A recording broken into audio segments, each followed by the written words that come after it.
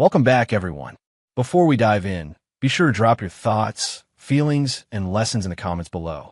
Like the video and subscribe so you never miss stories like this. Let's get into it. The cruel thing she did was change the locks, dump my clothes on the porch in trash bags, and force me out of the home like I was a stranger. Then file for divorce the next morning and call me insecure for asking why. Here's how it happened. It started with small questions I asked in private. Quiet questions that shouldn't have threatened anyone who was telling the truth. But every question I asked became a weapon she used to shame me, until the only place left to ask one was in court. My name is Daniel Brooks, and for most of my marriage, I believed love meant giving more than you received without keeping score. Leah and I met in Washington, D.C. at a friend's engagement party. She wore a cream blazer and spoke with an easy confidence that made people lean in. I was steady, not flashy, an operations supervisor for a medical supply company, more comfortable fixing problems than talking about myself. Leah told me I made her feel safe.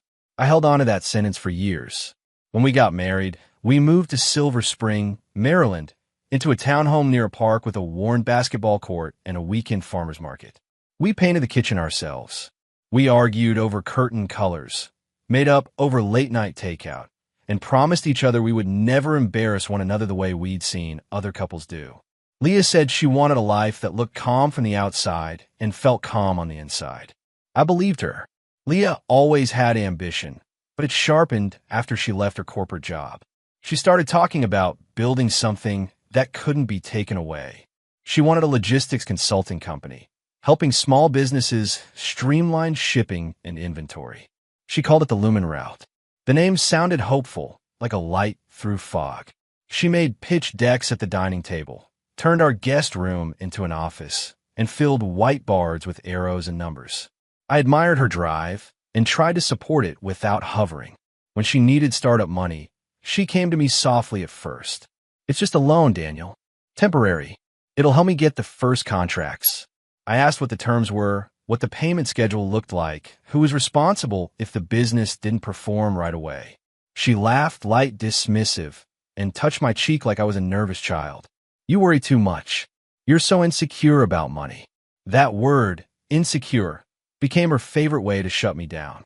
If I asked about her late nights in the office, I was insecure. If I asked why she needed my tax returns again, I was insecure. If I asked why a bank letter came to the house addressed to both of us when she said the business was separate, I was insecure. She didn't yell at first. She smiled. She made it sound like she was doing me a favor by tolerating my concerns. Her mother, Naomi, moved through our home like she owned it. Naomi lived in Upper Marlboro, but visited constantly, always with opinions and always with a tone that made those opinions feel like judgments. Naomi never called me Daniel. She called me son, the way people do when they want authority without closeness. If Leah spoke sharply to me, Naomi would stare at my face as if measuring whether I deserved it. The first time I felt real fear in my marriage, it wasn't because of a screaming fight. It was a Tuesday night when Leah came home smelling like hotel soap and fresh linen. I noticed because the scent didn't belong in our house. I asked where she'd been. She didn't pause. "Work. I told you I had meetings."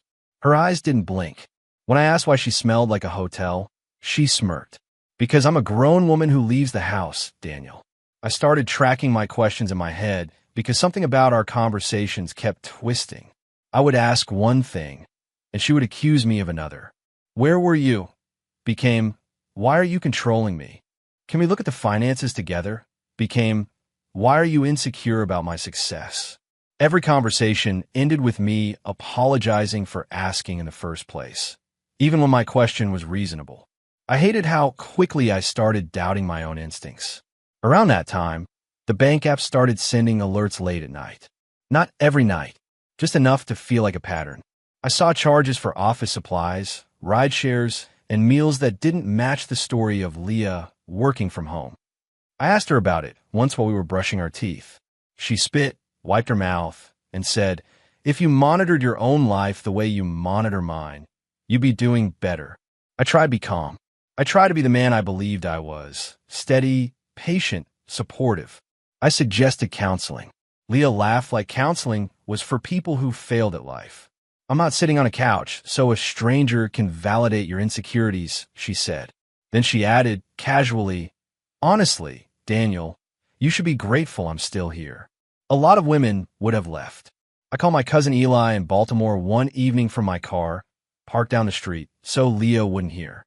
Eli listened without interrupting, then said quietly, you sound like you're living with someone who doesn't want to be questioned. Eli didn't tell me what to do. He didn't feed my anger. He just asked, do you have your documents? Your records? That question landed differently than Leah's insults. It felt like a lifeline. The next week, a certified letter arrived. Leah snatched it before I could open it. She tore it open in the kitchen, and I saw the top line, notice of guarantor. She folded the paper quickly and slid it into her bag, then looked at me like I'd invaded her privacy by noticing. I asked what it was. She said, it's nothing. Stop staring. When I asked why it said guarantor, her mouth tightened. Because businesses have paperwork. You wouldn't understand. I started checking our shared mailbox myself. I didn't want to, but I felt like my life was moving without my consent. I found a second letter from the bank, this one addressed to Daniel Brooks and Leah Brooks. My stomach dropped. I carried it inside and placed it on the table like evidence, not accusation. Leah glanced at it and didn't even pretend surprise. So, she said, what are you going to do? Interrogate me. That night, she slept facing away from me, phone glowing under the blanket. When I shifted, she snapped, stop moving. You're doing it on purpose. I lay there staring at the ceiling while the silence pressed down. It hit me that she didn't just dislike my questions. She disliked the idea that I had the right to ask them. And that wasn't a marriage.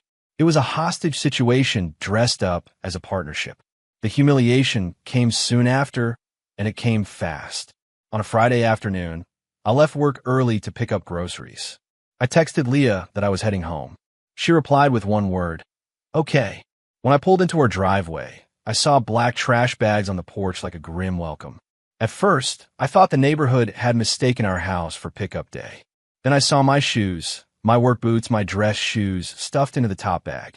I tried the keypad lock. The code didn't work. I tried my key. The deadbolt had been changed. My chest tightened. I knocked, then rang the bell, then knocked again. Behind the blinds, a shadow moved. Leah didn't open the door. My phone buzzed. A message from Leah, your stuff is outside. Don't make a scene. Another message came right behind it, from Naomi, a real man doesn't beg. The neighbor's door stayed closed, but I felt eyes anyway. Curtains shifting, silence sharpening. My face burned. I called Leah, straight to voicemail. I texted, Leah, open the door. What is this? She replied, you're insecure and exhausting. I need peace. Find somewhere else. I stood there holding a trash bag of my own clothes, like the life I'd built could be reduced to plastic and knots. I ended up in a cheap motel off the highway near Laurel, sitting on the edge of a stiff bed, staring at the wall. My hands shook, not from rage, but from shock. It's a strange thing to realize someone can throw you away without raising their voice. Leah had always been good at making cruelty look calm. It made it harder to explain to anyone else. If she had screamed, people would believe she was wrong.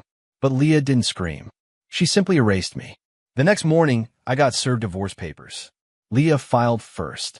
She claimed I was controlling, emotionally unstable, and harassing her with constant questioning. She requested exclusive use of the home. She stated her business was separate property and that I had no stake in it. The language was clean and formal, like a stranger wrote it, but I could hear Leah's voice in every accusation. There was no mention of the locks, the trash bags, the humiliation. Just a neat story where I was the problem. I called my manager and took personal leave. I told him I had a family emergency. He didn't pry, but his eyes held concern. I drove to Baltimore and sat in Eli's kitchen, hands wrapped around a mug of coffee I couldn't taste. Eli's apartment was small, but felt safe. He asked me what I needed. I said, I need my life back. He nodded once and said, then we start with facts. Over the next week, I realized how much of my life Leah controlled simply by keeping me off balance. My belongings were in bags. My marriage was being rewritten on paper. My home was locked. My name, my reputation, my sanity, Everything felt like it was slipping. I tried to see our bank accounts, but Leah had removed my access to the budgeting app we used. She had changed passwords. The more she shut doors, the more I understood she wasn't leaving me. She was taking something. I went back to Silver Spring one afternoon while Leah was at work. I sat in my car across the street, like a stranger surveilling my own home. It broke something inside me. I watched Naomi arrive with a spare key. Naomi walked in like she belonged there. 20 minutes later, a man I didn't recognize pulled up, tall, well-dressed, confident. He carried a laptop bag. He didn't knock. He used the keypad code and walked right in. My mouth went dry. I took a photo of the license plate. Not to be dramatic, just to anchor reality. Later, Eli ran the plate through a contact he knew at a repair shop who sometimes helped with basic lookups. The name came back, Aaron Hale. A quick search showed Aaron was listed on a professional networking site as strategic growth partner at LumenRoute. Leah had told me she worked alone. When I confronted Leah by text, careful, not threatening, she didn't deny Aaron. She mocked me. You're stalking now? Wow. Insecure and creepy. Exactly what I said. I asked, is he why you changed the locks? She replied, I changed the locks because you don't get to question me anymore. That was the moment I stopped trying to win her kindness. I understood she didn't want resolution. She wanted silence. Eli pushed me to get a lawyer, not to fight, but to protect myself. I found Rachel Stein, a family law attorney in Rockville with a calm voice and eyes that didn't flinch at messy stories. In her office, I told the truth from beginning to end. No exaggeration, no hero edits. Rachel listened, then asked one question. Did you sign anything for her business? I said I signed a few forms early on because Leah said it was routine. Rachel didn't scold me. She simply nodded like she'd seen this pattern before. We need the loan documents, she said, and we need your credit report. I downloaded my report in the parking lot. My heart thudded when I saw it. A business loan listed under my file as personal guarantor. Not just a reference, a responsibility, a chain. I sat there, staring at the screen while cars rolled by, normal life continuing as if mine hadn't cracked open. Rachel told me something that made my skin go cold. If your name is on this, Daniel, and it defaults, they come after you. Leah wasn't just leaving. She was positioning me to pay for her future while she smeared my past. I thought about those late-night bank alerts. I thought about the certified letter she grabbed. I thought about being called insecure for asking questions. I felt sick, not because I didn't love her anymore, but because I had finally seen what she was capable of. We started requesting records the proper way. Rachel filed motions. We sent formal discovery requests. Leah's response was aggressive and smug. Her lawyer, a sharp man named Isaac Mercer, wrote that my requests were harassment and a continuation of controlling behavior. Leah doubled down in affidavits, painting herself as a hardworking entrepreneur victimized by an insecure husband. Naomi submitted a statement too, full of polite cruelty, calling me unstable and jealous of Leah's success. Meanwhile, Leah kept living in the house I couldn't enter. She posted pictures online from brunch spots in D.C., smiling wide, glass raised, while I slept on Eli's couch, trying not to wake him up when nightmares hit. At work, I returned and moved like a ghost. My coworkers didn't know the details, but they felt the change. One day in a break room, someone asked if I was okay.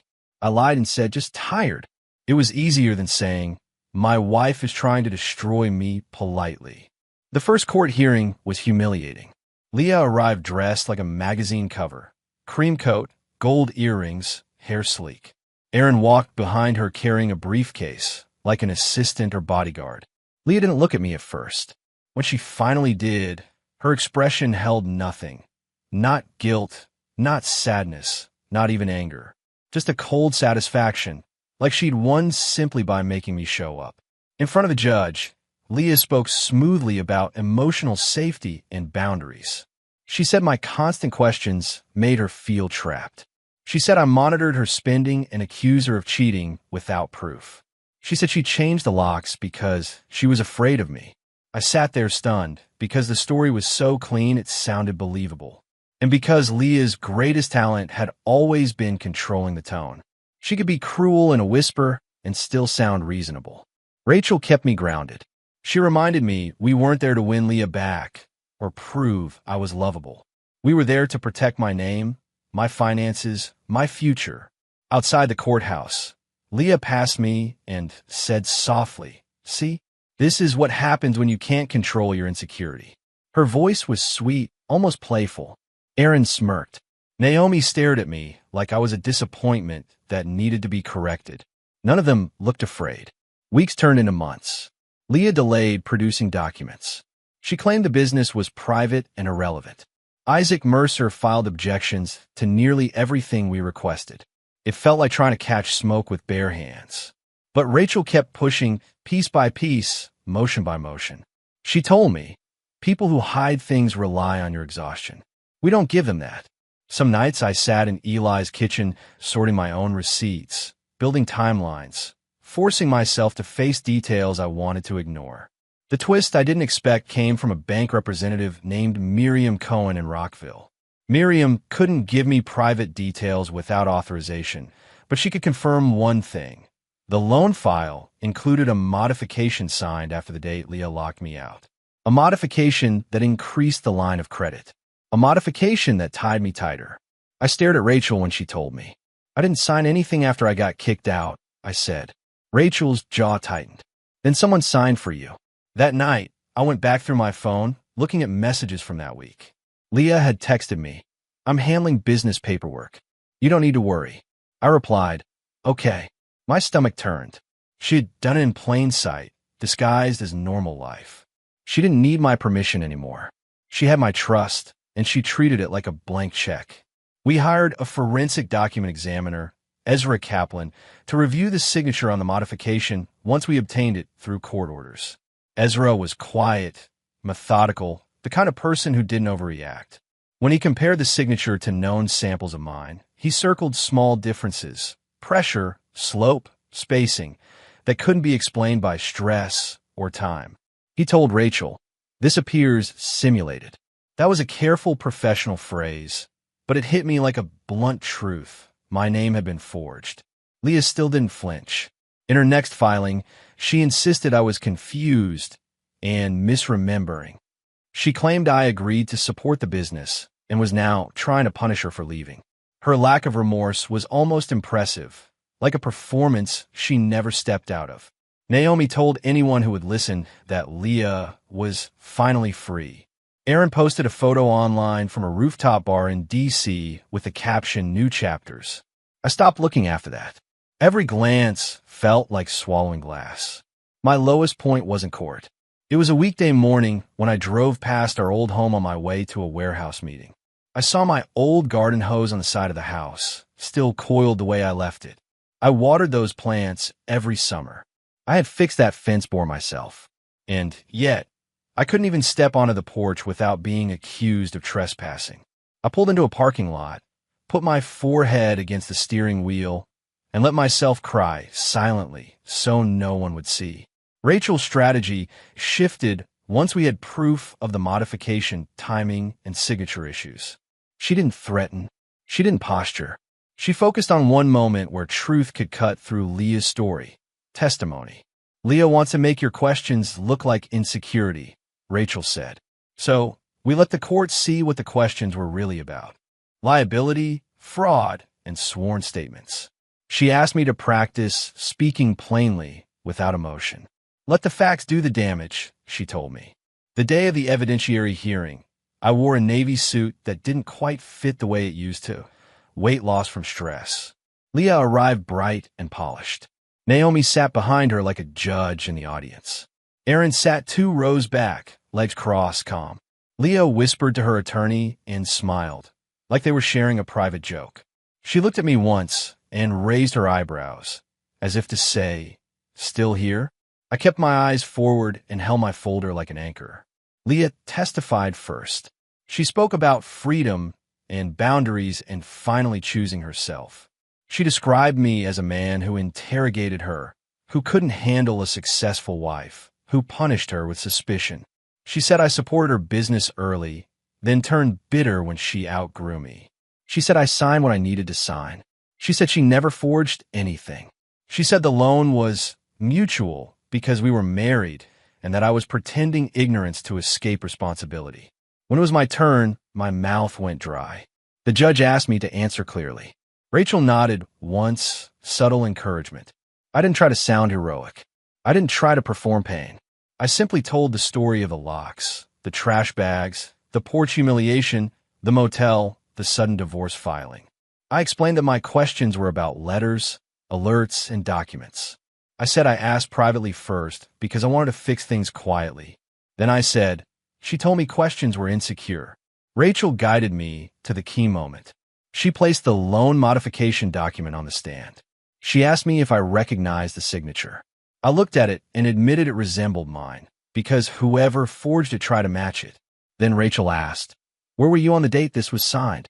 I answered, "Sleeping on my cousin's couch in Baltimore, locked out of my home." I had no access to Leah's office or her bank. Leah's attorney objected.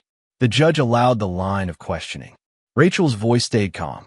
"Mr. Brooks," she asked, "did you authorize your wife or anyone else to sign your name?" I said, "No." Rachel asked, "Did your wife tell you she was modifying the loan?" I said, "No."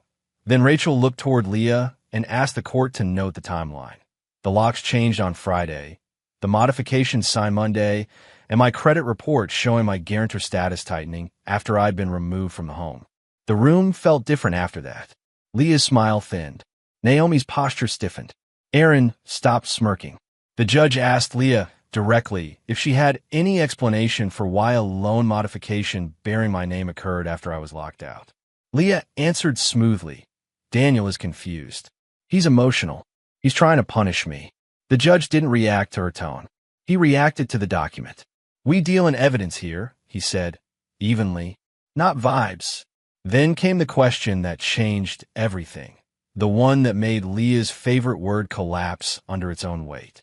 Rachel asked for permission for me to ask a direct question. The judge allowed it.